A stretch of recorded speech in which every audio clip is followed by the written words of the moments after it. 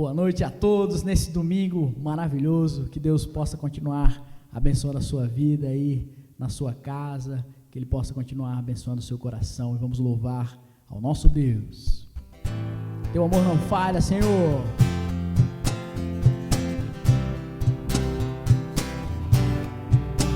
Que amor maravilhoso, Senhor Jesus.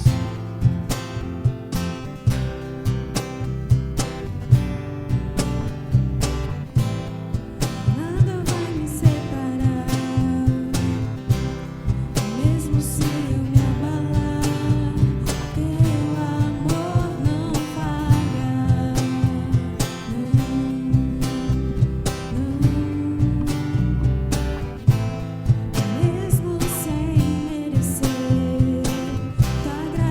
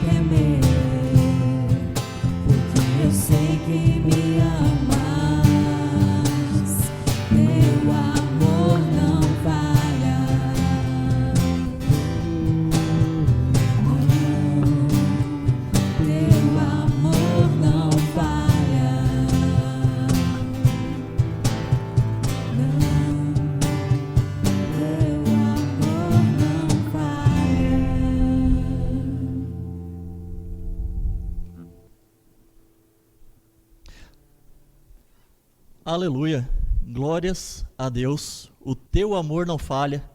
Que segurança é essa que nós temos de saber que no Senhor nós estamos guardados, porque não há falha, não há sombra de dúvida nele. Não é o plano humano, não é a segurança a qual nós temos nos planos naturais que nos garante a vitória, mas é o Senhor, a qual o amor dele não falha por nós, mesmo sendo quem nós somos. Esse amor nos surpreende a cada dia, e eu acho que é o mesmo sentimento a qual está no meu coração, que está no seu coração nessa noite que nos ouve, é o mesmo também que ao refletir quanto a isso, passava no coração do salmista. No livro dos Salmos, no Salmo de número 100, livro dos Salmos, Salmo de número 100, a partir do versículo de número 1, o salmista nos dirá assim: aclamem o Senhor todos os habitantes da terra, prestem culto ao Senhor com alegria, entrem na sua presença com cânticos alegres, reconheçam que o Senhor é o nosso Deus, e Ele nos fez, e somos dele, somos o seu povo e rebanho do seu pastoreio. Que alegria sabermos que temos um pastor, e o bom pastor que tem nos guardado, que nós não somos o rebanho perdido, que nós não somos ovelhas desgarradas, mas que nós temos um Senhor que tem guardado a nossa vida, que tem nos direcionado, que tem nos ajuntado no seu aprisco, no lugar de segurança, no lugar de fortalecimento, o lugar a qual nós podemos guardar o nosso coração diante de toda essa circunstância.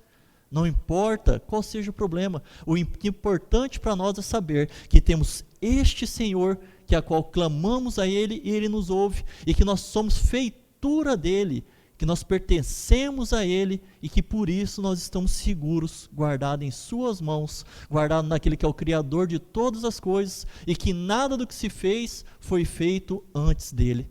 Diante dessa mesma segurança, dessa mesma alegria que causa no meu coração sabermos disso, eu gostaria de te convidar nessa noite a cultuar, como lemos aqui, a cultuarmos com cânticos alegres, a entrarmos na sua presença com alegria, que nessa noite o seu coração possa se encher dessa alegria, se encher dessa esperança, dessa paz, dessa segurança que nos é de estarmos na presença do Senhor.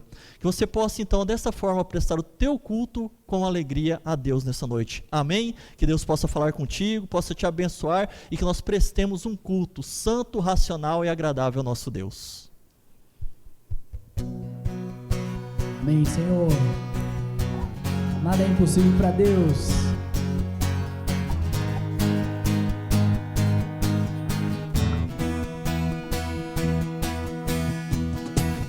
Em ti eu tudo posso, não há limites, minha força está em ti, nada é impossível, em ti olhos se abrem, muralhas caem, estou vivendo pela fé, nada é impossível.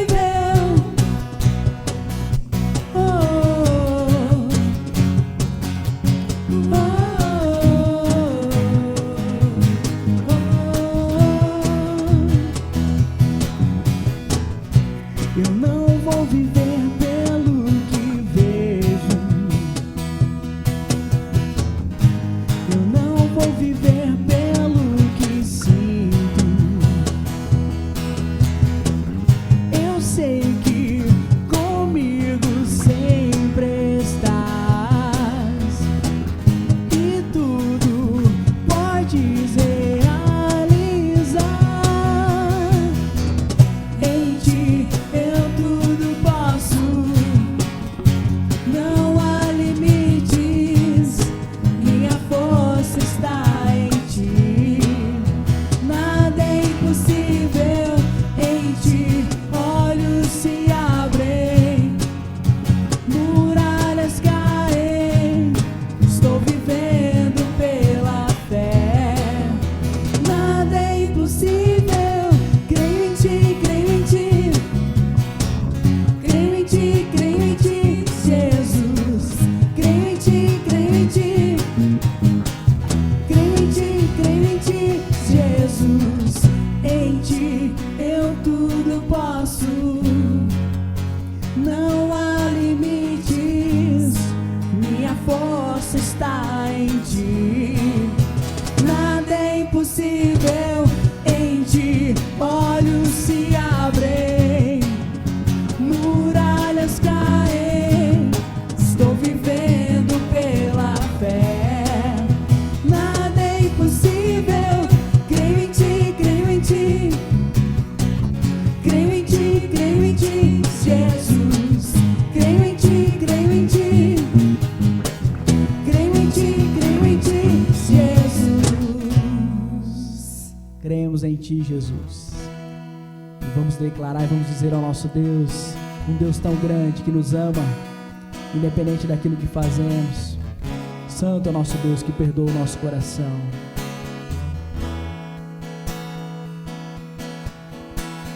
Como pôde me amar assim? Como foi que se entregou por mim? Sua vida derramada lá na cruz, imenso amor que me alcançou. Tinha tudo para dar errado, me livrou das dores do passado. Mesmo vendo os meus defeitos, decidiu me amar. Um Deus tão grande, com amor tão grande, me faz alcançar muito além do que sonhei. Amor tão grande, de um Deus tão grande, fiel pra cumprir o que um dia começou em mim.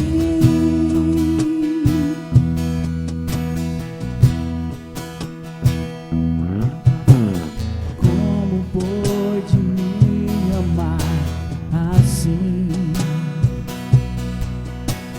Como foi que se entregou por mim?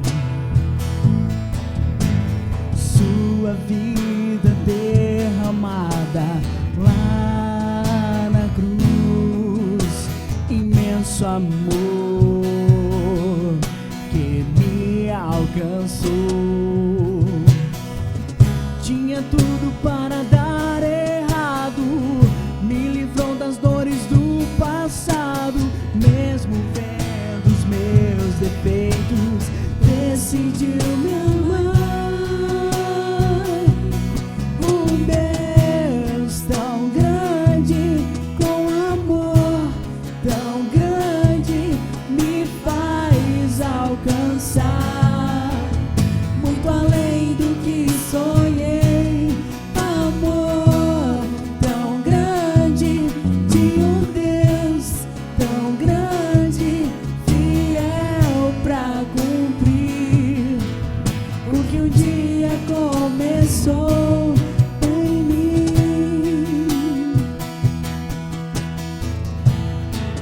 És maravilhoso, Senhor, um Deus tão grande, perfeito.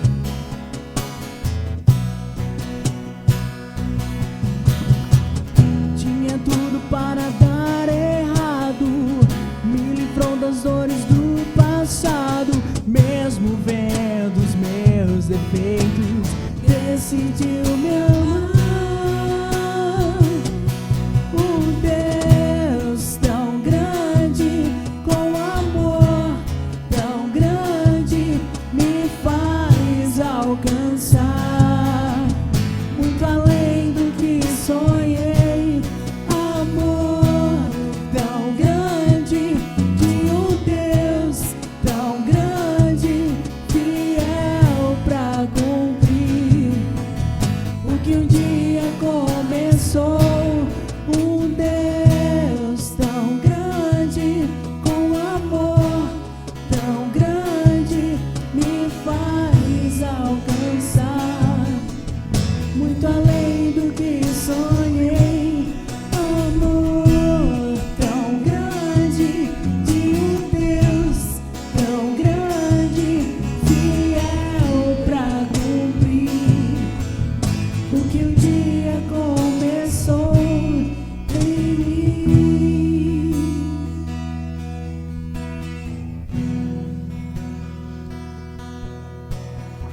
Aleluias, glórias a Deus, um Deus tão grande, fiel para cumprir aquilo que Ele começou em mim, que Ele começou em você, e que Ele terminará pelo seu amor, pela sua graça, o projeto a qual Ele iniciou um dia na minha vida e na sua, projeto a qual a igreja faz parte, projeto a qual a igreja a qual você congrega, a igreja a qual você presta o seu culto a Deus em comunhão com os outros irmãos, fazem parte.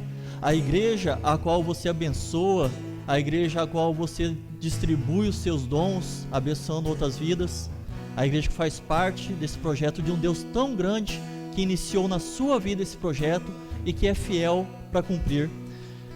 Olhando para esse projeto de Deus, olhando para aquilo a qual Deus faz em minha vida, em sua vida, e através da minha vida, através da sua vida, eu me lembro das palavras do apóstolo Paulo, a qual ele falando à igreja situada em Filipos, a igreja de Filipenses, ele vai dizer exatamente assim, capítulo de número 4, versículo de número 10, a carta de Paulo a Filipenses, ele dirá assim: alegro-me grandemente no Senhor, porque finalmente vocês renovaram o seu interesse por mim. De fato, vocês já se interessavam, mas não tinham oportunidade para demonstrá-lo. Não estou dizendo isso porque eu esteja necessitado, pois aprendi a adaptar-me em toda e qualquer circunstância. Sei o que é passar necessidade e sei o que é ter fartura. Aprendi o segredo de viver contente em toda e qualquer situação, seja bem alimentado, seja com fome, tendo muito ou passando necessidade. Tudo posso naquele que me fortalece. Apesar disso, vocês fizeram bem em participar de minhas tribulações. Como vocês sabem, Filipenses, nós, nos primeiros dias do Evangelho, quando parti da Macedônia, nenhuma igreja partilhou comigo no que se refere a dar e receber, exceto vocês, pois, estando eu em Tessalônica, vocês me mandaram ajuda, não apenas uma vez, mas duas, quando tive necessidade. Não que eu esteja procurando ofertas, mas o que pode ser creditado na conta de vocês. Recebi tudo, e o que tenho é mais do que suficiente. Estou amplamente suprido agora que recebi de Epafrodito os donativos que vocês enviaram. São uma oferta de aroma suave e um sacrifício aceitável e agradável a Deus. Meu Deus suprirá todas as necessidades de vocês, de acordo com as suas gloriosas riquezas em Cristo Jesus. A nosso Deus e Pai seja a glória para todos sempre. Amém. Que bom é quando nós percebemos uma igreja unida no propósito de Cristo. Uma igreja que ela não se fecha nas suas próprias necessidades. Uma igreja que ela não se fecha no seu ciclo social, mas que ela se preocupa para com outros, para que se preocupa com o caminhar do Evangelho, para que ela se preocupe com o dissipar daquilo a qual ela abençoa no lugar a qual ela está envolvida. Essa igreja aqui, ela não se preocupava somente em abençoar os seus, não se preocupava somente com as suas despesas, não se preocupava somente com aquilo a qual deveria fazer, mas se preocupava com o caminhar do Evangelho, abençoando também a obra missionária, a qual Paulo ia à frente e dependia dos recursos, para que se pudesse agora abrir novas igrejas e assim ir crescer na igreja do Senhor. Mediante esse pensamento, mediante essa convicção que havia no coração desses homens, eu gostaria também de te convidar a permanecer firme como a igreja de Filipos, a permanecer firme como esses homens que compreenderam a necessidade de continuarem também as suas contribuições, as suas ofertas, os seus dízimos, que assim também possa ser no seu coração. Estamos num momento a qual a igreja formal ela não se reúne no prédio, mas a igreja de Cristo continua em funcionamento. A igreja do Senhor, ela continua com as suas portas abertas, atendendo, acolhendo, estando ali trazendo uma palavra de paz. Então que você possa, mediante isso, continuar a cumprir os seus votos com o Senhor, o seu compromisso a qual você não o fez com a igreja local, o compromisso a qual primeiramente você o fez para com Deus, e que você simplesmente desdobra esse compromisso seu através da igreja local. Então que você possa continuar a contribuir, continuar a ofertar, sabendo que a igreja de Cristo continua, e que a igreja de Cristo somos eu, somos você, somos nós unidos em um só propósito, Aparecerá para você aí na tela agora o número a qual você pode fazer o seu depósito através da conta bancária da igreja. Aparecerá aí para você agora o número da caixa, o número da agência, da conta, a qual você pode continuar a fazer suas doações, as suas ofertas, os seus dízimos, sabendo que a igreja do Senhor continua viva, ativa e eficaz. Você também tem a opção de, durante a semana, vir à igreja, participe, esteja aqui, receba uma oração, um aconselhamento, traga uma doação de alimento para que a gente possa também abençoar famílias que neste momento possam estar passando dificuldades. Você pode trazer seu dízimo, sua oferta, entregar na secretaria da igreja, continuar cumprindo o seu compromisso para com o seu Deus e para com a sua igreja. Amém? Que assim possa ser então, e que Deus possa, como nós lemos aqui, suprir as suas necessidades de acordo com as suas gloriosas riquezas em Cristo Jesus. Amém? Que assim o possa ser na vida de cada um de nós. Amém? Aleluias. Glórias a Deus. Mais uma vez reunidos aqui como igreja do Senhor, mais uma vez aqui reunidos para podermos compartilhar dessa palavra que é viva, que é eficaz, dessa palavra que nos ensina, que nos exorta, que nos anima, que nos traz esperança, que nos traz paz. Ou seja, a palavra que nos traz tudo o que precisamos nesse momento. O que mais precisamos neste momento se encontra na palavra de Deus. Tudo aquilo a qual você precisa neste momento está condensada neste livro, a qual conhecemos por Bíblia. Ali está a palavra de Deus revelada, ali está a vontade de Deus revelada a nós, que nós possamos então usufruir desse benefício a qual o Senhor nos dá, de podermos termos acesso à tua palavra revelada de forma escrita, uma forma tão fácil à nossa mão. Hoje temos tantas opções, hoje nós temos a palavra, como conhecemos, escrita de forma, como um livro, temos hoje as opções digitais, temos hoje opções a qual nós podemos ter em áudio, para quem gosta, tem a do Cid Moreira, é muito bom, que eu sempre falo para os irmãos, se tiver insônia, quer dormir, começa a ler a Bíblia, parece que dá um sono nos irmãos, assim, a voz do Cid Moreira, então nem se fala, mas para aqueles que, tem a opção, que às vezes preferem ouvir, nós temos a opção de áudio. Então a opção é o que não nos falta para podermos ouvir a palavra do Senhor, para podermos nos alimentarmos a nossa alma com aquilo que é bom, com aquilo que é perfeito, com aquilo que é puro. Então, em vez de alimentarmos nossas almas com tanta coisa a qual nós ouvimos através da internet, ouvimos através do rádio, ouvimos através da TV, especialmente hoje através da TV, que tem sido um meio muito complicado, em vez de disseminar boas notícias, infelizmente por vezes se usa de uma forma ruim desse meio. Então nós temos tantas formas de podermos alimentar nossa alma com coisas boas, que não nos é nem dado o direito de termos desculpas, para falarmos assim, olha, eu não tive como me alimentar, não tive como realmente tomar aquilo que a palavra de Deus tem para mim. Então que você possa fazer um bom uso de todos os meios a qual você o tem para se alimentar da palavra do Senhor. Eu não sei quanto a você que me ouve nessa noite, se você tem essa mesma percepção, essa mesma sensação, mas eu acho que essa questão desse isolamento a qual nós estamos passando agora, causou, entre outros problemas, uma confusão que parece nos nossos horários, uma confusão com o nosso calendário, nos dá uma impressão, parece-me pelo menos, que nós tínhamos isso muito claro antes, a maioria de nós sabíamos.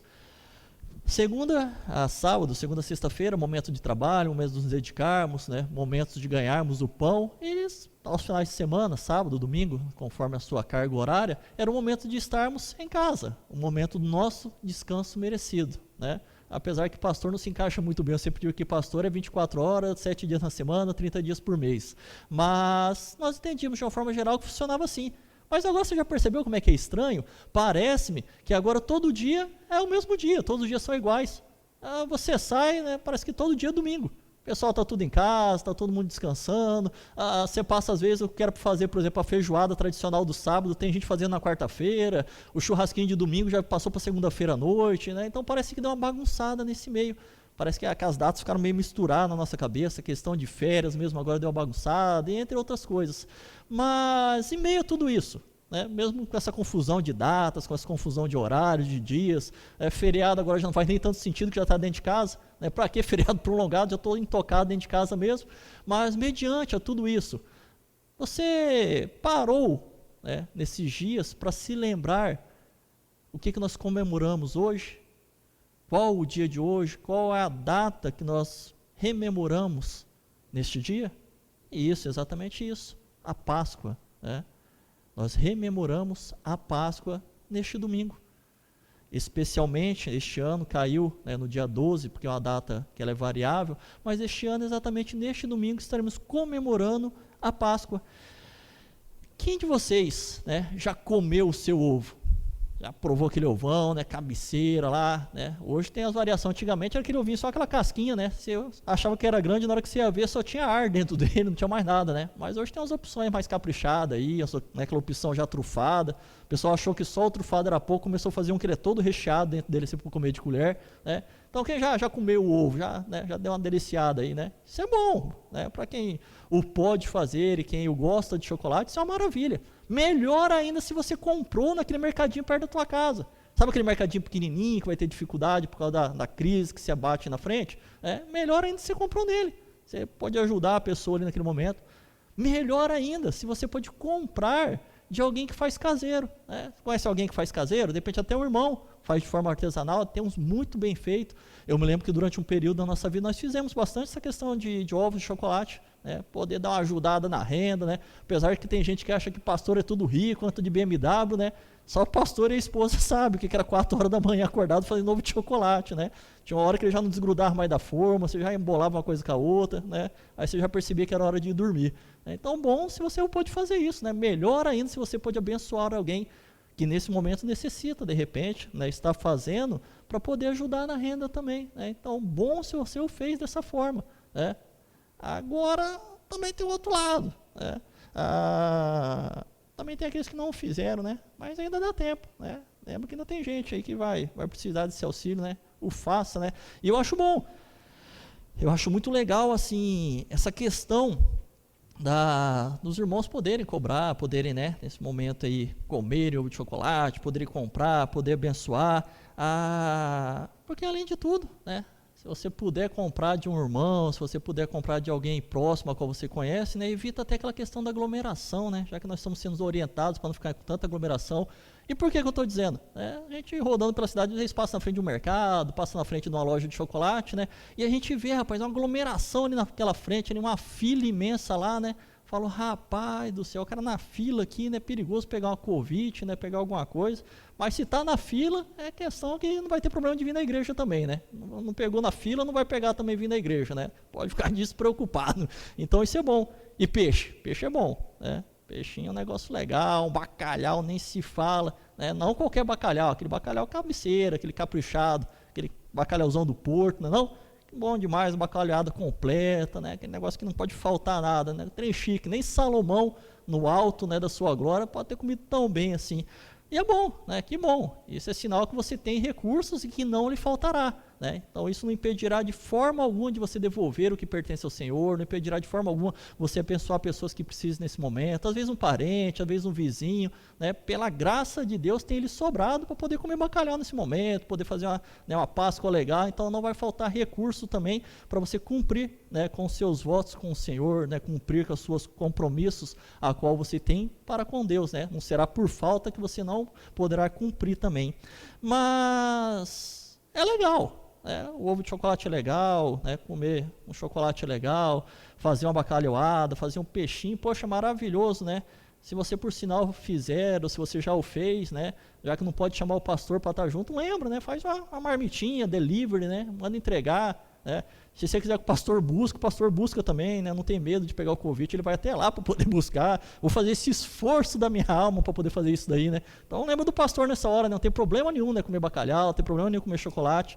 Mas quem se lembrou, diante de tudo isso, do verdadeiro sentido da Páscoa? Ou quem também se lembrou, né, diante de tudo isso, do verdadeiro sentido? Pois não há problema nenhum, gente, em comer ovos de Páscoa. Não há problema nenhum de se comer um peixinho, né, caprichado, aquela bacalhauada. Claro, não há problema desde que não seja comer demais também, né? Que a Bíblia também fala sobre a gula, né? Então, não comendo demais não há problema nenhum, né? Só não pode pegar um chocolate de 1 quilo e comer tudo sozinho de uma vez só, né? Fora isso, não há problema nenhum para a saúde, não há problema, né, espiritual nenhum, não há pecado nenhum quanto a isso. Agora, o problema se dá não em se fazer essas coisas. O problema se dá em fazer tudo isso e se esquecer do verdadeiro sentido da Páscoa. em se esquecer do que realmente significa a Páscoa. Se você realmente souber o sentido da Páscoa, se você vivenciar o sentido da Páscoa nesses dias, não há problema, irmão. Pode comer, pode ficar à vontade, pode, comprar para si, pode comprar para doar, pode dar a outros, não há problema nenhum. O problema é só nós não esquecermos o porquê da Páscoa, qual o sentido real da Páscoa. Eu vi uma pessoa fazer um determinado comentário, e aquele comentário que ela fez, eu parei para pensar quanto a isso, porque ela disse da seguinte forma, ela disse assim: este ano a Páscoa não será a mesma Páscoa. Quando ela fez aquele comentário, eu fiquei pensando logicamente comigo, por que não será a mesma Páscoa se o sentido da Páscoa não mudou? O sentido da Páscoa permanece o mesmo. Não é o que está acontecendo, não é o momento de isolamento, não é qualquer outra coisa, que veio acarretar algum problema quanto ao sentido da Páscoa. O sentido da Páscoa, o real sentido da Páscoa, ele permanece, até mesmo porque ele já foi cumprido. Talvez essa afirmação desta pessoa, creio eu, que talvez tenha a ver exatamente com essa falta de entendimento do significado real da Páscoa, essa falta de entendimento ou entendimento errado do que realmente a Páscoa significa, porque talvez a pessoa entenda, talvez ela tenha essa percepção de Páscoa como um momento a qual trocamos ovos de chocolates um com o outro, momento de se reunir em família, momento de se reunir em ou com amigos, momento de estarmos ao redor de uma mesa farta, podendo provar um bom alimento, de participar de repente de uma celebração ritualística, qual o tema seja Páscoa, participar de uma cantata, de um teatro, de uma apresentação de criança, com o tema Páscoa, mas seja qual for o sentido, qual desse sentido seja, que faça no coração dessa pessoa, ela compreende que ela está privada da Páscoa. Ela compreende que nesse momento, diante da circunstância, ela está privada do sentido de Páscoa. E por isso, talvez ela expresse essa frase: olha, a Páscoa deste ano não será a mesma Páscoa. Mas, biblicamente falando, em relação à Páscoa, qual o sentido da Páscoa? Qual a origem da Páscoa? Por que se comemora ou não se comemora a Páscoa nos dias atuais? Eu gostaria de convidar você, primeiramente, para nós conhecermos a origem do sentido da Páscoa, para que daí nós possamos discorrer um pouco mais sobre o sentido atual a qual os cristãos têm a Páscoa. Abra comigo no livro do Êxodo,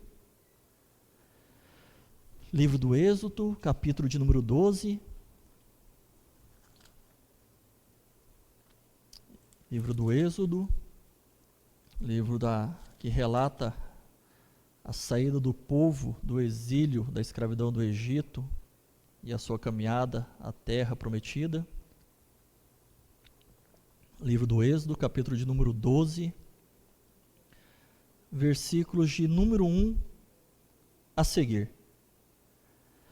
O texto é um pouco longo, então vou me adiantar um pouco, a maior parte de nós o conhece, mas gostaria de compartilhar com vocês. O texto começa dizendo assim: o Senhor disse a Moisés e a Arão no Egito: este deverá ser o primeiro mês do ano para vocês. Digam a toda a comunidade de Israel que no 10º dia deste mês, todo homem deverá separar um cordeiro ou um cabrito, para a sua família, um para cada casa. Se uma família for pequena demais para o animal inteiro, deve dividi-lo com seu vizinho mais próximo, conforme o número de pessoas e conforme cada um puder comer. O animal escolhido será macho de 1 ano, sem defeito, e pode ser cordeiro ou cabrito. Guarde-no até o 14º dia do mês, quando toda a comunidade de Israel irá sacrificá-lo ao pôr do sol. Passem, então, um pouco do sangue nas laterais e nas vigas superiores das portas das casas nas quais vocês comerão o animal. Naquela mesma noite comerão a carne assada no fogo, com ervas amargas e pão sem fermento. Não comam a carne crua nem cozida em água, mas assada no fogo, cabeça, perna e vísceras. Não deixem sobrar nada até pela manhã. Caso isso aconteça, queime o restante. Não comerão. Ao comerem, estejam prontos para sair. Cinto no lugar, sandálias nos pés e cajado na mão. Comam apressadamente, esta é a Páscoa do Senhor. Naquela mesma noite passarei pelo Egito e matarei todos os primogênitos, tanto os homens como os dos animais, e executarei juízo sobre todos os deuses do Egito. Eu sou o Senhor. O sangue será um sinal para indicar as casas em que vocês estiverem. Quando eu vir o sangue, passarei adiante. A praga da destruição não os atingirá quando eu ferir o Egito. Este dia será um memorial que vocês e todos os seus descendentes celebrarão como a festa do Senhor. Celebrem-no como um decreto perpétuo. Durante 7 dias, comam pão sem fermento. No primeiro dia, tirem de casa o fermento, porque quem comer qualquer coisa fermentada do primeiro ao 7º dia será eliminado de Israel. Convoquem uma reunião santa no primeiro dia e outra no 7º. Não façam nenhum trabalho nesses dias, exceto o da preparação da comida para todos, e só o que poderão fazer. Celebrem a festa dos pães sem fermento, porque nesse mesmo dia que eu tirei os exércitos de vocês do Egito. Celebrem esse dia como decreto perpétuo por todas as suas gerações. No primeiro mês, comam pão sem fermento, desde o entardecer do 14º dia até o entardecer do 21º. Durante 7 dias, vocês não deverão ter fermento em casa. Quem comer qualquer coisa fermentada será eliminado da comunidade de Israel, seja estrangeiro, seja natural da terra. Não comam nada fermentado, onde quer que morarem, com apenas pão sem fermento. Versículo 21. Então Moisés convocou todas as autoridades de Israel e lhes disse: escolham um cordeiro ou um cabrito para cada família, sacrifiquem-no para celebrar a Páscoa, molhem um feixe de isopo no sangue que estiver na bacia e passem sangue na viga superior e nas laterais das portas. Nenhum de vocês poderá sair de casa até amanhecer. Quando o Senhor passar pela terra para matar os egípcios, verá o sangue na viga superior e nas laterais das portas, e passará sobre aquela porta e não permitirá que o destruidor entre na casa de vocês para matá-los. Obedeçam a essas instruções como decreto perpétuo para vocês e para os seus descendentes. Quando entrarem na terra que o Senhor prometeu lhes dar, celebrem essa cerimônia. Quanto aos seus filhos lhes perguntarem o que significa essa cerimônia, responda-lhes: é o sacrifício da Páscoa ao Senhor, que passou sobre as casas dos israelitas no Egito e poupou nossas casas quando matou os egípcios. Então o povo curvou-se em adoração. Depois os israelitas retiraram-se e fizeram conforme o Senhor tinha ordenado a Moisés e a Arão. Então, à meia-noite, o Senhor matou todos os primogênitos do Egito, desde o filho mais velho do faraó, herdeiro do trono, até o filho mais velho do prisioneiro que estava no calabouço, e também todas as primeiras crias do gado. No meio da meia-noite, o faraó, todos os seus conselheiros e todos os egípcios se reuniram, e houve grande pranto no Egito, pois não havia casa que não tivesse um morto. Naquela mesma noite, o faraó mandou chamar Moisés e Arão e lhes disse: saiam imediatamente do meio do povo. Vocês e os israelitas vão prestar culto ao Senhor como vocês pediram. Levem seus rebanhos como tinham dito e abençoem a mim também. Os egípcios pressionavam o povo para que se apressasse em sair do país, dizendo: todos nós morreremos. Então o povo tomou a massa de pão ainda sem fermento e a carregou nos ombros, nas assadeiras embrulhadas em suas roupas. Os israelitas obedeceram à ordem de Moisés e pediram aos egípcios objetos de prata e de ouro, bem como roupas. O Senhor concedeu ao povo uma disposição favorável da parte dos egípcios, de modo que lhes davam o que pediam. Assim, eles despojaram os egípcios. Os israelitas foram para Ramassés até Sucote. Havia cerca de 600.000 homens a pé, além das mulheres e crianças. Grande multidão de estrangeiros de todo tipo seguiu com eles, além de grandes rebanhos, tanto de bois como de ovelhas e cabras. Com as massas que haviam trazido do Egito, fizeram pães sem fermento. A massa não tinha fermentado, pois eles foram expulsos do Egito e não tiveram tempo de preparar comida. Ora, o período que os israelitas viveram no Egito foi de 430 anos. No dia em que se completaram os 430 anos, todos os exércitos do Senhor saíram do Egito. Assim como o Senhor passou em vigília naquela noite para tirar do Egito os israelitas, estes também devem passar em vigília esta noite para honrar o Senhor por todas as suas gerações. Amém? Esse aqui é exatamente o relato a qual nos fala do início da Páscoa. Esse relato aqui nos conta da instituição a qual o próprio Deus, a qual o próprio Senhor instituiu a Páscoa.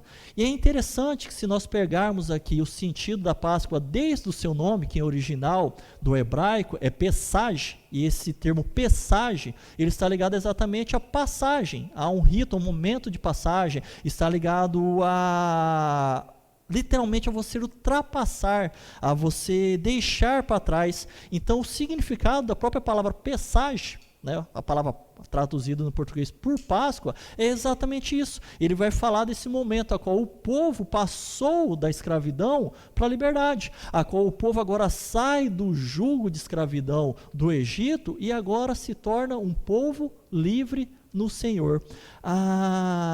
Quando Deus disse que todos os primogênitos morreriam, e que até os primogênitos do homem, ou que fosse também as primeiras crias dos animais, ele orientou quanto àquele povo, que fizesse agora o sacrifício do cordeiro, e com os seus sangue eles deveriam marcar tanto a estronca superior como as laterais das portas, as casas a qual eles estariam fazendo a Páscoa. Então o anjo do Senhor passaria para cumprir o mandamento do Senhor, a ordem do Senhor de eliminar todos os primogênitos, mas os filhos daqueles que se encontravam naquela casa seriam poupados. E assim o aconteceu.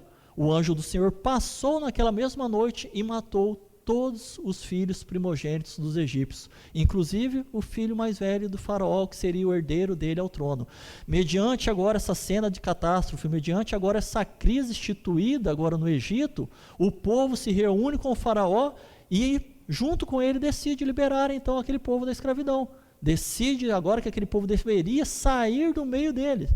Lembre-se que essa história ela começa um pouco antes, quando José, sendo o segundo homem na ordem hierárquica de governança no Egito, abençoou aquele povo. Mas após a morte de após a morte de José, após agora a morte de todos os seus irmãos, de toda aquela geração, então pelo menos um período de no mínimo 40 anos, a qual se dá, né, dentro biblicamente falando, se dá normalmente geração desse período de 40 anos. Então no mínimo após o período de 40 anos da morte agora de José, se levanta um outro faraó, a qual o texto vai nos dizer que não conhecia ou que não reconhecia as obras a qual José tinha feito, e agora subjuga a nação com medo, temendo que aquela nação se tornasse muito grande, porque eles eram muito prolíferos. Então com medo que ele se tornasse muito grande e tomasse agora o Egito, ele começa a escravizar aquele povo, e essa escravidão dura um período de 430 anos. Então agora chega esse momento, a qual o Senhor levanta o libertador Moisés, mas Faraó resiste, né? Aí veio primeiramente as 9 pragas, até que se chegou nesse momento. Então é interessante quando nós observamos isso, que você vê como que o coração do ser humano é duro. Às vezes o Senhor vai mandando situações, ou permitindo situações, para que ele possa tomar uma decisão, e mesmo assim, por vezes, ele acaba não tomando a decisão correta. É necessário que aconteça o extremo, para que ele se posicione. E o extremo nesse caso aqui foi a perca dos seus filhos. Mas agora que eles perderam seus filhos, então eles decidem libertar o povo, decidem agora liberá-los, mas não somente libertá-los, também agora, mediante a necessidade que eles saíssem logo da sua nação, eles os abençoam com tudo que eles pediram. Pediam gado, pediam os rebanhos de ovelha, pediam a eles camelos, pediam a eles ouro, prata, roupas, e eles o davam. Então, na hora que eu olho para esse texto, algo já me veio ao coração. Primeiro, que quando o Senhor lhe liberta, o Senhor te dá algo melhor. Veja que quando Ele te liberta, Ele não te deixa de mãos vazias, mas agora no lugar que Ele coloca coisas melhores. Muitas vezes nós temos muito apego com essa vida passada, com essa vida a qual nós achamos que temos liberdade, mas na verdade é uma falsa liberdade, é uma pseudo-liberdade, porque na verdade nós estamos presos, escravizados no pecado, achando que nós somos livres. Eu faço o que eu quero, as pessoas não me ditam a regra, a palavra, a Bíblia, o pastor, ninguém vai me... eu vivo livre. Mero engano. A pessoa está prisioneira e se enganando, achando que está liberta. Então guarde isso no seu coração, quando o Senhor nos liberta, Ele também nos faz sair da prisão e nos faz sair com muito mais do que quando nós estávamos ainda diante da escravidão. Bom, mas agora esse povo, né, sai e agora eles pegam o rumo do deserto, a qual eles poderiam ter passado por dentro das terras dos filisteus, mas o Senhor, e isso o texto nos relata, você pode ler com mais tempo na sua casa, o Senhor agora não permite que ele passe pelas terras. Por quê? Porque ao adentrarem aquelas terras, imagine, 600 mil homens, sem contar mulheres, crianças, os escravos, né, vamos supor que tivéssemos 1 milhão de pessoas passando por dentro daquelas terras. No mínimo aquilo ia causar uma sensação de afronta aos filisteus e causaria uma guerra. O Senhor, conhecendo o coração do seu povo, ele mesmo diz, olha, farei com que eles deem a volta pelo deserto até chegar, né, no rio, para que eles possam o quê? Para que eles possam chegar no mar e atravessar. Era um caminho mais longo, mas o Senhor sabia que se eles atravessassem e enfrentassem a guerra, o seu coração poderia cair na tentação de voltar agora ao Egito. Pena que infelizmente alguns, mesmo desviando dessa terra, lá na frente tiveram saudade, né, da cebola, tiveram saudade do pepino, né, que era servido no Egito, tiveram saudade de achar que não poderiam, né, ter cova suficiente para ir no Egito, que precisariam então eles morrerem em outro lugar, mas é aquela história, né? É o tal do mal do coração humano, mesmo o Senhor preparando ainda o acontece. Bom, mas esse é o contexto de toda a história aqui, para que nós possamos pelo menos agora compreender essa questão da Páscoa e as relações a qual a Páscoa judaica tem com a nossa Páscoa, com a Páscoa cristã. Porque não tem como nós entendermos a Páscoa cristã negando a validade da Páscoa judaica. Mesmo que nós não comemoremos da forma a qual eles o comemoram, ela faz parte da história da nossa Páscoa. Então, primeiro ponto, a Páscoa judaica, ela era um memorial para todas as gerações de judeus. Era algo que eles deveriam fazer, relembrando agora a libertação deles do cativeiro. Então, eles deveriam fazer isso não só naquele momento, mas como um mandamento perpétuo.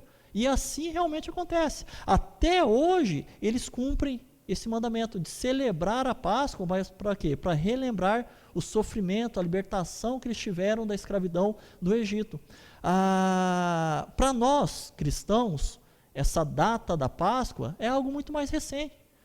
Essa questão da absorção oficialmente da data da Páscoa no calendário cristão, ele só se deu em 325. Mediante ao concílio de Nicéia. Todos sabem o que são concílios. O concílio é aquele momento a qual se reúnem os eruditos bíblicos, os líderes cristãos, e ali naquele momento eles deliberam quanto à validade e à legitimidade do que é inerente a assuntos de fé cristã. Então no concílio, nessa reunião do concílio de 325, eles decidiram então que a Páscoa agora passaria a fazer parte do calendário cristão, mas de uma forma um pouco diferente. Eles consideravam como sendo, e assim o foi, a ressurreição de Cristo no domingo, no primeiro dia da semana. Então, mediante eles pegaram o domingo, que seria o primeiro domingo, depois da primeira lua cheia da primavera, e colocaram como a data de Páscoa agora para que os cristãos pudessem comemorar. Mas agora os cristãos não comemorariam mais a saída do povo do Egito, mas eles comemorariam então agora a ressurreição de Cristo. Então faça agora, a partir desta data 325, faz parte agora do calendário oficial cristão a Páscoa, comemorando o domingo a qual o Senhor ressuscitou.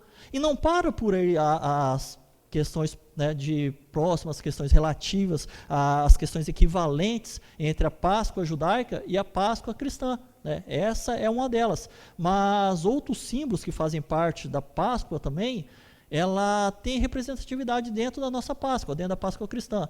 A exemplo, o cordeiro na Páscoa judaica, ele tinha um sentido do quê? Era um animal, a qual você poderia escolher ou um carneiro ou um cabrito, deveria ser de 1 ano de idade, ele deveria ser perfeito, sem nenhuma mancha, sem nenhuma mácula, e aquele animal agora ele representaria o sacrifício de redenção, o sacrifício de libertação daquele povo da escravidão do Egito. Aquele sacrifício agora era o sacrifício pascual. Então aquele cordeiro representava agora como se fosse a paga pelo aquilo que deveria ser pago para ser liberto aquele povo, né, do momento de escravidão. Não muito diferente, também dentro do cristianismo, temos também o nosso cordeiro. com uma diferença. Agora, o nosso cordeiro não se trata mais de um animal, não se trata mais de um carneiro, não se trata mais de um cabrito. Agora, o nosso cordeiro trata-se da pessoa santa de Jesus Cristo.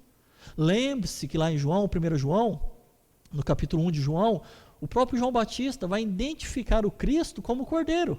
Ele vai apontar para Cristo e vai dizer: eis aí o cordeiro de Deus, a qual tira o pecado do mundo.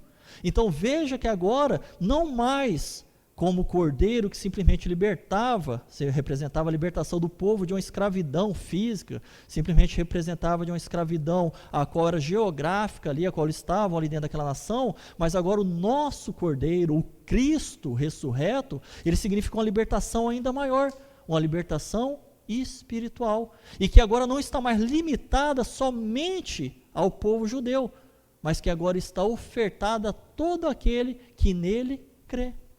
Então veja que há relações a qual nós podemos identificar. Exemplo também, os pães asmos, né, que é os pães sem fermentos. Para o judeu, o fermento ele tinha um sentido de putrefação, um sentido de contaminação. Então, como havia um propósito de Deus para aquela nação de se tornar um povo santo, um povo separado, então tinha essa representatividade a qual, né, Deus orientava-os que não usasse fermento nas massas, mas que eles fizessem a massa sem fermento. Até para um sentido prático, mais à frente você pode ler, você vai compreender que esses pães não poderiam fermentar porque eles iriam se perder se não fossem assados. Então era sem fermento, e eles levaram esses pães, no meio da correria ali na saída do Egito, eles levaram esses pães, e esses pães serviram como alimento para eles na primeira parada a qual eles estiveram. De uma forma muito parecida, muito próxima, também esse questão dos fermentos, dos pães asmos, dos pães sem fermentos, tem uma simbologia para nós cristãos, para a nossa Páscoa, porque o pão sem fermento, ele representa então a pureza, ele representa então algo livre dessa contaminação, pois o fermento, para nós, ele tem uma ideia de corrupção moral. Ou por vezes, como até o próprio Jesus usou para explicar a questão, também como falsas doutrinas. Lembre-se quando Jesus estava no barco com os seus discípulos e houve ali aquele momento, um deles perguntou se ele falava sobre pão, se ele falava, né, que não havia pão ali, se não, né, não teria o que comer, e o próprio Jesus explica que ele não estava falando desse tipo de fermento, mas ele estava falando agora, né, do fermento dos fariseus, que era exatamente essa questão das falsas doutrinas, que agora contaminava o verdadeiro evangelho. Então os pães asmos fazem referência a isso. As ervas amargas a qual eles o comem durante esse período de Páscoa também, ela relembra a amargura do período a qual eles estiveram no cativeiro, né? Lembre-se, não era nada agradável, né, estar em cativeiro. Eles estavam ali como escravos. Era usado para construir as pirâmides, era usado para construir os monumentos egípcios. Então não era nada agradável ser escravo nesse contexto. Eram maltratados, eram humilhados, eram espancados. Então há uma amargura daquele tempo, a qual eles se lembram exatamente ao momento de comer essas ervas amargas. E para nós, essa erva amarga lembra exatamente o momento de recordarmos a amargura, o sofrimento a qual Cristo passou por nós, e também a amargura das almas humanas causada pelo pecado. Lembre-se que o pecado causa em nós o dissabor. Enquanto a presença do Senhor nos causa alegria, o pecado nos causa dissabor. E o sangue para o judeu, ele tinha uma ideia de expiação, e aqui nós precisamos fazer uma diferenciação. Por quê? A expiação era o ato de expiar, o ato de uma forma assim mais clara, o ato de encobrir, o ato de passar por cima do pecado. Cada vez que era cometido o pecado, era necessário que o Senhor oferecesse um sacrifício como pagamento pelo aquele pecado. Então, esse cordeiro, ele não tinha essa capacidade de tirar o pecado da pessoa de uma vez por todas. Ele era algo que era oferecido a cada vez, né, que a pessoa pecava. Então havia um ciclo aí de repetições desse ato.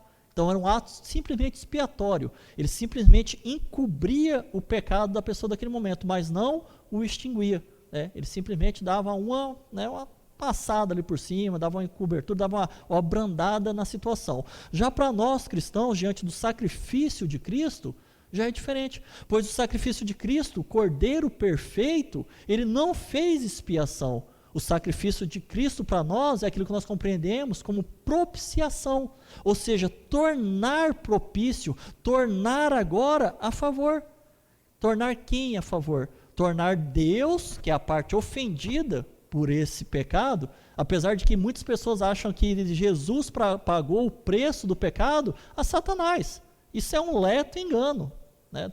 Totalmente desorientado quanto à Bíblia. O sacrifício e o preço que foi pago a Deus, pois a parte ofendida pelo pecado não é Satanás.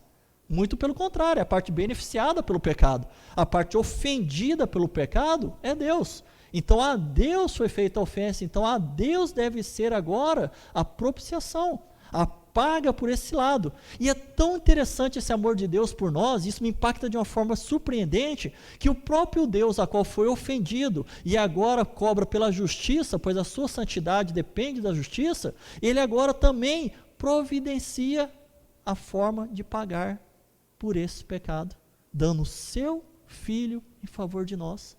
Tem como não amar um Deus desse tamanho? Tem como agora nós acharmos que simplesmente o amor de Deus, ele deixa de lado a sua justiça? Ou a justiça de Deus sobrepõe o seu amor? De forma alguma.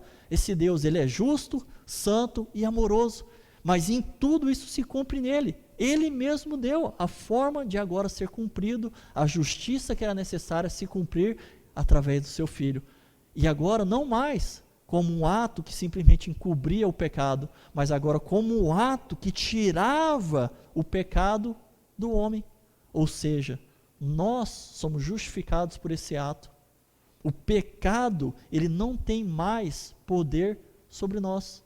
Por isso, nós não temos mais nem o argumento de dizer assim, mas é que eu sou pecador. Ok, você é pecador, mas você não está debaixo mais agora do jugo do pecado, pois Cristo pagou de forma propiciatória o preço pela tua vida para te dar liberdade, para nele você escolher ser livre.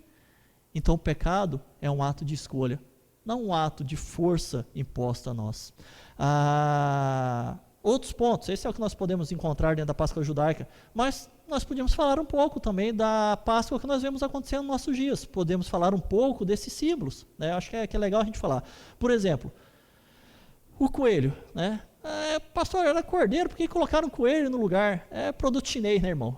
Lá garantia sou eu, né? Na brincadeira. Né? Colocaram, né, o coelho por quê? Na verdade, você não vai achar na Bíblia, não tem relato de se usar coelho, né? O relato é um cordeiro ou um cabrito, mas o coelho ele acabou adentrando essa questão da nossa Páscoa nos dias de hoje, trazido pelos alemães, trazido pelos nórdicos, de um costume a qual eles compreendiam, né, o coelho como um animal de símbolo de vida, um animal de fertilidade. Eu sempre brinco, eu tenho um amigo meu que se ele tivesse nascido naquela época não seria o coelho, seria uma imagem dele, né? Porque quando falou para poder, né, multiplicar e encher a terra, ele achou que era só ele sozinho, né? Não era para deixar para os outros. Então se estivesse vivo, acho que era ele, não o coelho, que seria o símbolo da Páscoa hoje. Mas o coelho então é exatamente isso, é um símbolo de fertilidade, de vida, então por isso se começaram a se utilizar em cultos pagãos, claro, e isso acabou adentrando também a tradição cristã, né, o coelho como um símbolo de Páscoa.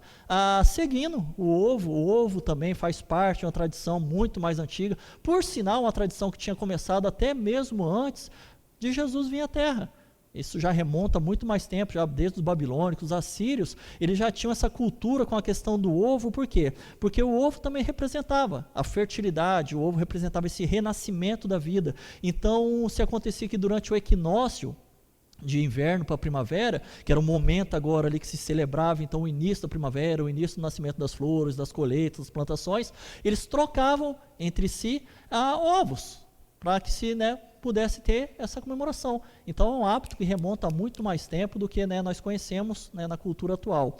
A questão do ovo de chocolate, que é um pouco mais à frente, desde o século XVI, os nórdicos já faziam essa questão de pintar, e talvez você possa até assistir alguns filmes que falam, eu gosto muito desse tipo de filme, que tipo Robin Hood, esses filmes de cruzadas, vocês vão perceber que as pessoas tinham no hábito nesses países nórdicos de pegar ovos e pintar aqueles ovos de cores coloridas e presentear uns aos outros com aqueles ovos. por vezes enterravam os ovos para que as crianças pudessem procurar. Então surgiu dessa continuação na França, já lá pelo século XVIII, início do século XIX, com agora aquele momento a qual o cacau entra para a cultura, para a culinária francesa, né? Lembre-se das navegações, de tudo aquilo, lembrando que o cacau é um produto genuinamente nacional, né, da Amazônia. Então, levado para a França, eles começaram agora a se utilizar desse produto na sua culinária e descobriram como utilizá-lo para fazer o chocolate, que é da mesma forma que nós conhecemos até hoje. Então, eles pegaram agora esse chocolate e eles inseriam esse chocolate dentro da casca de ovos vazios. E agora pegavam e presenteavam uns aos outros com isso daí, né? Mas isso já agora, século XVIII, início do século XIX. Então é algo muito mais novo ainda, é algo muito mais recente. Então essa cultura se dá a isso. Agora essa questão, claro, era feito mais ali naquela região, era feito na França, foi disseminando um pouco em outros países, mas isso só ganhou força mesmo, e como nós vemos hoje, dessa questão comercial, dessa questão de venda, dessa questão agora se impõe praticamente, né? Se você não der um ovo, parece que para a pessoa hoje, parece que o mundo vai acabar, né? Não vai passar a Páscoa se não tiver um ovo. Mas isso, na verdade, após essa descoberta da França e começarem a confeccionar esses ovos de chocolates, se deu exatamente nos Estados Unidos. Foi exatamente através dessa cultura americanizada de consumo que começou agora essa questão da comercialização em massa, né, da questão dos ovos. Eu achei, por falar em essa questão de cultura consumista dos Estados Unidos, eu achei muito interessante uma definição sobre consumismo, a qual eu ouvi essa semana. A pessoa ela disse o seguinte: você sabe o que é a definição de consumismo? Aí ela faz a seguinte colocação: consumismo é você comprar o que você não precisa com um dinheiro que você não o tem para parecer uma pessoa que você não o é. Olha que interessante, né? Bem verdadeiro. Por quê? Porque muitas vezes a pessoa que ela é consumista, o que ela quer? Ela quer comprar uma coisa que ela não tem necessidade. Aí depois ela olha para dentro de casa e fala: mas para que eu comprei esse negócio? Algo que ela não precisa. E por vezes, ela vai comprar esse algo que não precisa com um dinheiro a qual ela não tem. Não à toa, né, muitos estão afundados. Aí ela fala: não sei o que fazer, pastor, põe a mão nesse cartão de crédito e ora. Eu falo: irmão, tem que pôr a mão em você e orar, né? O cartão não faz nada sozinho. Então, o pessoal compra o que não precisa, com um dinheiro que não o tem, para qual motivo? Para parecer uma pessoa que ela não é. Ah, mas é que eu preciso, né, pegar um diferente aqui para mim não ficar por baixo, eu preciso ter um melhor aqui porque o meu vizinho tem, o meu irmão comprou, porque o outro fez. Por isso que a gente vive com o gabinete lotado, pessoa pedindo aconselhamento para como resolver a vida financeira, né? Então você já entendeu. Eu achei muito legal, vou guardar essa para mim. Consumismo é comprar o que não precisa, com dinheiro que você não tem, para parecer uma pessoa que você não o é. Então, fique com quem você é, irmão. Gostem ou não, mas seja quem você é. Pelo menos você vai evitar a dor de cabeça, né, de não poder dormir por causa das contas. Outra questão, falamos de bacalhau, falamos do peixinho, né, algo que o pessoal come muito nesse período agora. E segundo, isso não é bíblico, você não vai achar nenhuma orientação quanto a comermos o peixe nesse período ou qualquer outro período. Apesar que eu acho que Jesus tinha uma questão com o peixe assim, muito forte, ele apreciava, né, o peixe ali, apesar que também comia cordeiro, né? Mas segundo a tradição cristã, o peixe, ele é um símbolo do cristianismo, é um símbolo de identificação. Dizem que no passado, quando os cristãos se reuniam e devido à perseguição a qual sofriam, então não poderia ser de forma pública, então eles acharam uma forma de se identificar. Então eles se identificavam por um acróstico, a qual significava mais ou menos assim: Jesus, Filho do Deus Salvador. E nesse acróstico, as duas primeiras letras juntadas faziam o mesmo sentido do que peixe. Então por isso que você vai ver às vezes, né, de carro de cristão tem aquele peixinho assim, né, rabiscadinho. Por vezes você vê pessoas falar de cardume, identificando como cristãos, exatamente por essa situação. Mas apesar disso, né, de algumas pessoas mediante a esse entendimento, a não comerem carne vermelha nesse momento da Santa Ceia, não comerem carne vermelha durante esses dias, substituírem pelo peixe, não há uma orientação bíblica quanto a isso, não há uma ordenança, não há um mandamento quanto a isso. Até porque se nós pararmos e retornarmos ao texto de Êxodo, veja que lá não foi peixe que eles comeram, veja que lá o que foi servido foi carneiro. De que forma? Assado. Então não há uma orientação, não há algo que justifique biblicamente realmente fazer. É muito mais uma questão de tradição do que realmente uma questão de orientação bíblica. Tá ok? Então, se você quiser fazer um carneiro, chamar o pastor gosta. Se quiser fazer peixe, o pastor gosta. Estamos juntos, irmão. Né? O negócio importante é a gente estar junto. Né? Que faz muito mais sentido a Páscoa, da questão de estar junto, do que se vai comer. Bom, mas diante disso que nós já compreendemos, então, o que são parecidos, né? O que tem de iguais, o que tem de diferente entre as Páscoas judaicas e cristãs, para nós, quanto cristãos evangélicos, o que realmente nos é relevante, o que realmente nós deveríamos compreender e praticarmos durante esse período de Páscoa, ou não devemos comemorar a Páscoa, né? Alguns um pouco talvez mais extremistas nos seus posicionamentos falam, olha, a gente não tem nem que comemorar a Páscoa, esse negócio de coelho não existe, a pessoa um coelho botar ovo, né? É cordeiro, né? Então assim, mediante isso, o que realmente, falando biblicamente, nos cabe em relação ao festejo, à celebração da Páscoa? Lucas, Evangelho segundo Lucas, no capítulo de número 22, vai nos elucidar esse problema, vai nos deixar claro o que realmente cabe aos cristãos evangélicos em relação à ceia, à Páscoa. Lucas, capítulo de número 22, Evangelho de nosso Senhor Jesus, relatado por Lucas, o médico, extremamente observador, por isso as suas escritas são tão detalhadas. Capítulo de número 22, a partir do versículo de número 7, vai nos dizer então qual deve ser o nosso posicionamento. Dirá assim: finalmente chegou o dia dos pães sem fermentos, no qual deveria ser sacrificado o cordeiro pascual. Lembre-se, Jesus, judeu, envolvido num contexto judaico, estava aqui presente nos dias da comemoração, e dirá o que fazer. Jesus enviou Pedro e João dizendo, vão preparar a refeição da Páscoa, a Páscoa judaica a qual eles iriam participar. Onde queres que preparemos? Perguntaram eles. Ele respondeu, ao entrarem na cidade, vocês encontrarão um homem carregando um pote de água. Sigam-no até a frente da casa em que ele entrar, e digam ao dono da casa, o mestre pergunta, onde é o salão de hóspedes, no qual poderei comer a Páscoa com os meus discípulos? Ele lhes mostrará uma ampla sala no andar superior, toda mobiliada. Façam ali os preparativos. Eles saíram e encontraram tudo como Jesus lhes tinha dito. Então, prepararam a Páscoa. Quando chegou a hora, Jesus e seus apóstolos reclinaram-se à mesa. E ele lhes disse, desejei ansiosamente comer essa Páscoa com vocês antes de sofrer.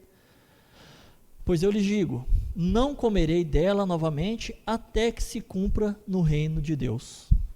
Recebendo um cálice, ele deu graças e disse, tomem isto e partilhem uns com os outros, pois eu lhes digo que não beberei outra vez do fruto da videira até que venha o reino de Deus. Tomando o pão, deu graças, partiu e deu aos discípulos dizendo, este é o meu corpo dado em favor de vós, façam isto em memória de mim. Veja aqui também um memorial a ser cumprido. Da mesma forma, depois da ceia, tomou o cálice, dizendo, este cálice é a nova aliança no meu sangue, derramado em favor de vocês. Mas ai daquele que vai me trair, mas eis que a mão daquele que vai me trair está com a minha sobre a mesa. O Filho do Homem vai como foi determinado, mas ai daquele que o trair. E eles começaram a perguntar entre si qual deles iria fazer aquilo. E o texto vai discorrer, depois vão descobrir que é Judas, ele vai entregar e você conhece todo o contexto. Ok.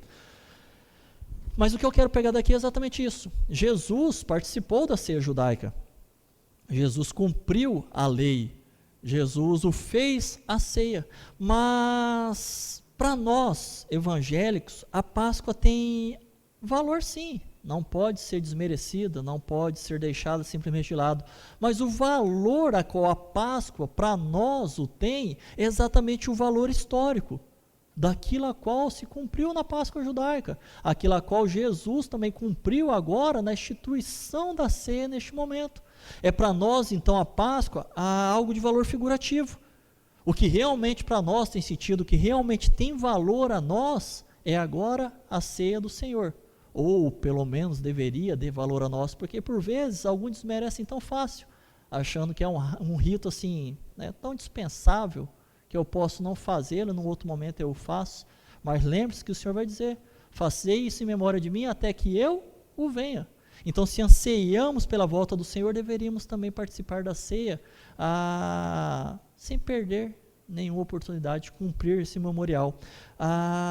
Jesus, ele trouxe, então, agora um sentido mais elevado agora para a Páscoa. Jesus agora deu um caráter especial a esse acontecimento.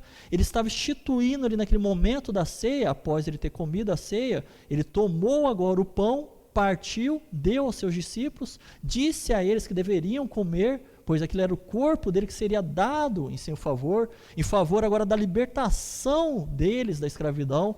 E agora ele toma o cálice, que agora representa o seu sangue, que deveria ser vertido na cruz, assim como foi o sangue do cordeiro a ser passado, não mais agora nas estroncas da porta, mas agora ser derramado na cruz do madeiro, em favor de nós, nos trazendo assim agora livramento da morte.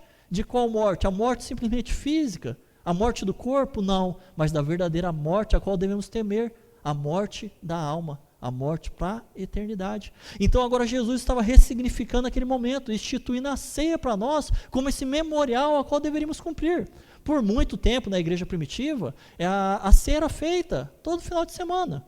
Por muito tempo na igreja primitiva, eles repetiam esse ato. Claro, com a tradição cristã, com o caminhando, isso foi mudando. Algumas denominações fazem no primeiro domingo, outras no segundo, outras ainda fazem todos os domingos. Mas o que importa é que o fazem relembrando, rememorando o sacrifício de Cristo por nós, que agora nos garantiu a libertação e agora nos garantiu nele a vitória. Nos garantiu nele a vida que está em Jesus. Ele morreu para nos dar vida em comunhão para com Deus. O preço agora expiatório foi pago de uma vez, o preço agora propiciatório da ofensa feita a Deus foi paga pelo sangue valioso de Jesus, não só pelos aqueles naquele momento, como pelos que já haviam morrido e pelos que haviam ainda de vir. Então veja quão precioso é o preço a qual Jesus pagou pela minha e pela sua vida. Então devemos valorizar esse momento, devemos valorizar a ceia, devemos participar consciente do que nos foi conquistado diante desse sacrifício, do sacrifício de Deus, do sacrifício do Filho de Deus, do Cordeiro que tirou o pecado do mundo e que nos garante agora a liberdade em Cristo. Jesus, ele morreu com um único propósito, nos libertar do pecado, nos dar uma vida nova. Jesus morreu para que nós pudéssemos termos vida.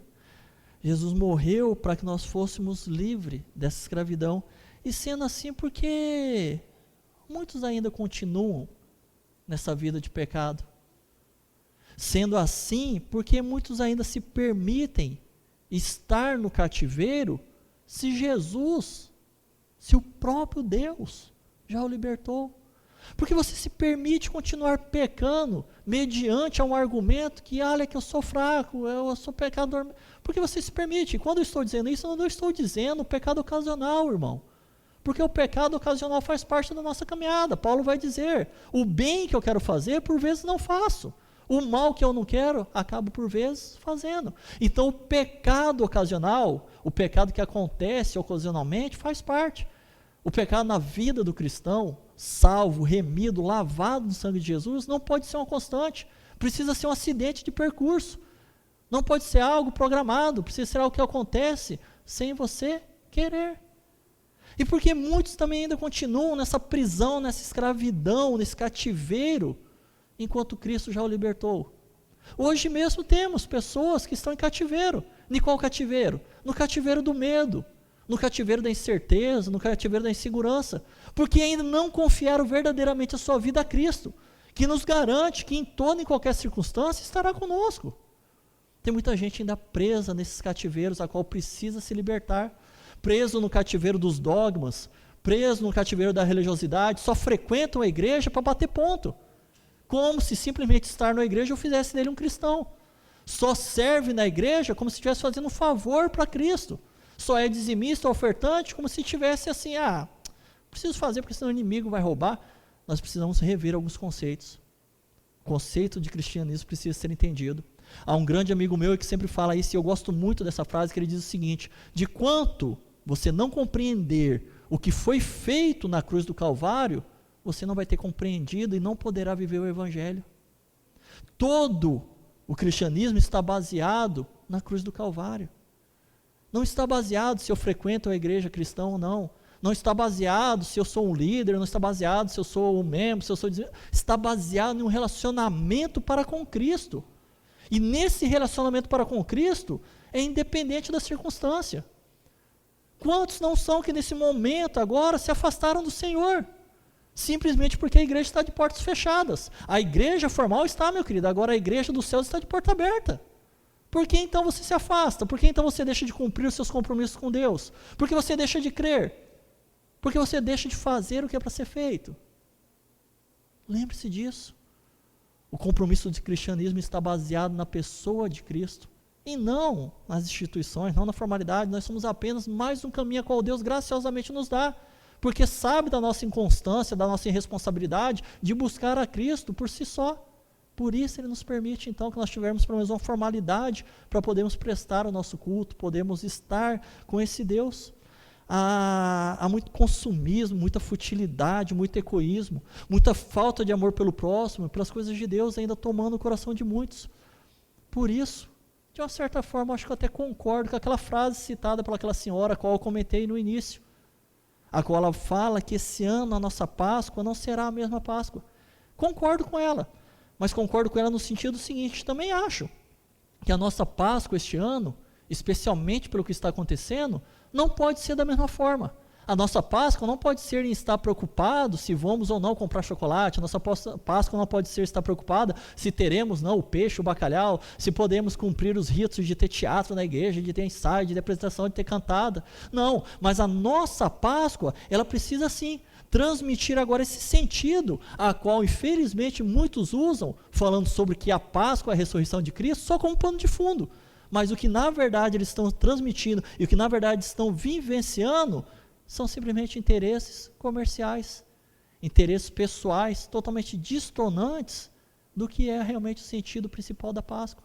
Lembre-se disso, mais do que nunca nós deveríamos anunciar a esse Cristo, sim, a esse Cristo que Ele morreu, que esteve 3 dias sepultado, mas que ao 3º dia ressuscitou e que hoje vive e reina. Esse é o sentido da Páscoa, que se faz necessário que todos conheçam. Não o sentido da Páscoa, me perdoe a citação de nomes, mas não o sentido da Páscoa da Cacau Show, da Nuremberg, da Lacta, mas o sentido da Páscoa de que Cristo te libertou. Tem pessoas que se você não orar por ela, tudo bem, mas deixa de dar um ovo de Páscoa para ela, para você ver o que vai acontecer na tua casa, é capaz de você dormir na casinha do cachorro. Então nós precisamos saber o que realmente nós temos pregado. Qual Páscoa nós temos anunciado? Talvez esse seja o melhor momento de nós anunciarmos o sentido da Páscoa, um momento a qual toda a nação, todo o país, todo o planeta necessita de uma libertação, da libertação dos seus medos, da libertação das suas inseguranças, da libertação do medo se há por vir, se vai faltar, se vai haver desempregado, se eu vou me contaminar, se eu vou morrer. O momento da Páscoa que nos traz a ressurreição. Qual a ressurreição? A ressurreição da nossa fé, a ressurreição daquilo que realmente nos importa, porque a própria palavra de Deus vai nos dizer que se, e tão somente se, você crê, mesmo que morra, viverás. Esse é o sentido, essa é a notícia da Páscoa, essa é a mensagem verdadeira da Páscoa, a qual temos que pregar. Não tem problema, pastor, mas aí eu posso comer chocolate? Pode. Eu posso comer bacalhau? Pode. Peixe? Pode. Comer porco, javali, tamanduá, como que você quiser, irmão, não importa. Agora, o que não pode é deixarmos, como eu disse, de realmente vivenciarmos o sentido de Páscoa. Eu não posso afirmar com toda convicção, não posso dizer não é uma profecia, não é nada que Deus me revelou, mas algo ao meu coração me parece muito propício. Se nós fizermos um paralelo com essa saída do Egito, com a ressurreição de Cristo, com o momento que nós estamos fazendo, não parece também que nós vimos passando algumas pragas no nosso mundo? Não parece também que nós vimos passando, alguns desvaneios, algumas coisas, a qual precisava ser mudada? Não parece que agora se abateu uma praga de morte sobre a humanidade? Será que não é o momento de nós revermos então alguns conceitos? Será que não é o momento agora de Deus libertar o seu povo? Será que agora não é o momento de Deus tirar o seu povo do cativeiro? E esse cativeiro pode se desdobrar em tantas coisas. Você sabe do que o seu coração é cativo. Talvez seja um vício, talvez seja o consumismo, talvez seja a falta de compromisso, talvez seja a religiosidade. Cada um sabe qual deve ser o seu cativeiro, a sua prisão. Alguns sabem qual que deve ser naquilo a qual você está preso.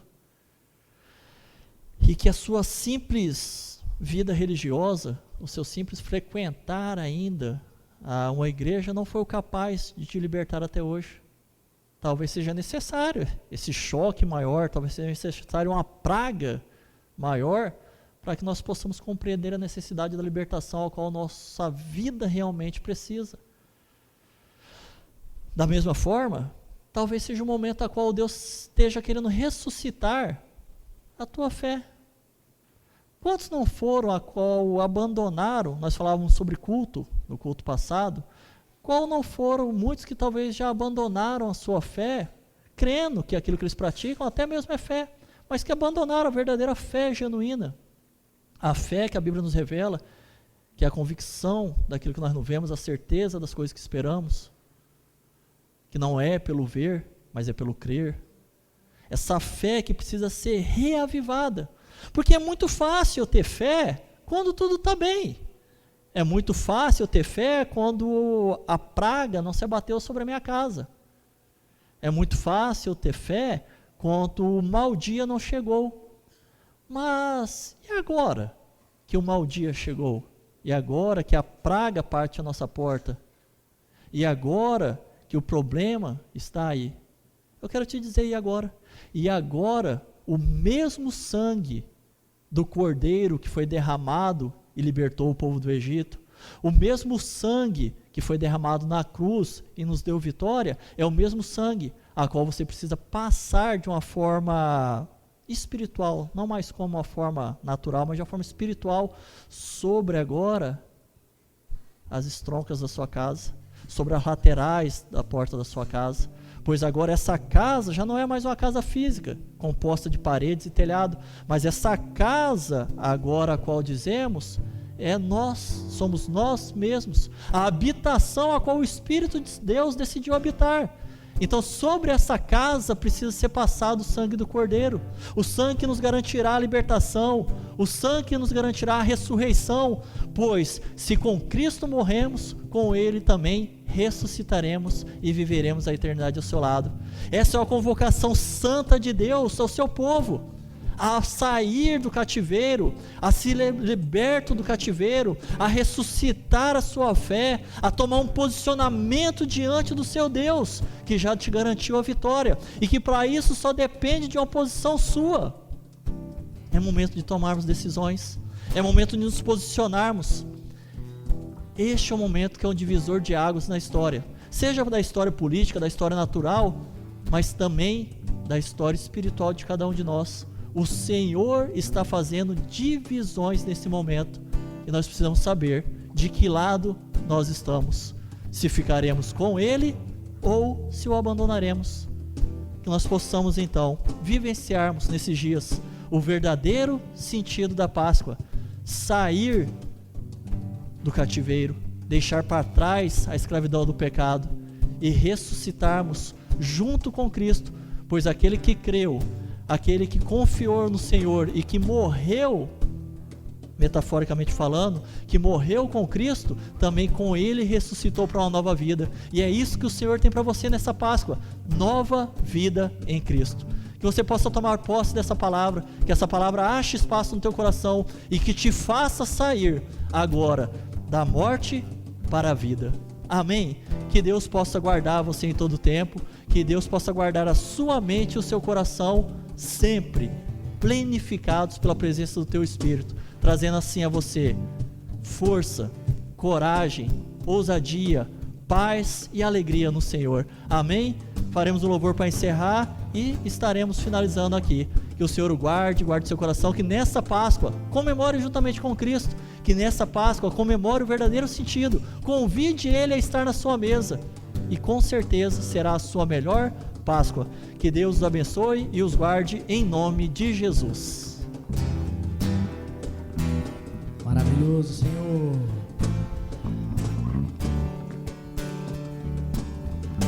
Porque Ele vive, posso crer no amanhã.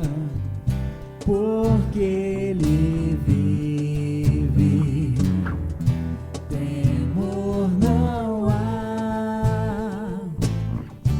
Mas eu bem sei, eu sei que a minha vida está nas mãos do meu Jesus, que vivo está. Deus enviou seu Filho amado para morrer em meu lugar, na cruz sofrer por meus pecados, mas ressurgiu e vivo com o Pai está. Porque Ele vive, posso crer no amanhã. Porque Ele vive, temor não há. Mas eu bem sei, eu sei que a minha vida está nas mãos do meu Jesus, que vivo está. E quando enfim chegar a hora em que a morte enfrentarei, sem medo então terei vitória, verei na glória o meu Jesus, que vivo está. Porque Ele vive, posso crer no amanhã. Porque Ele vive, temor não há. Mas eu bem sei, eu sei que a minha vida está nas mãos do meu Jesus, que vivo está. Está nas mãos, está nas mãos do meu Jesus, que vivo está. Amém.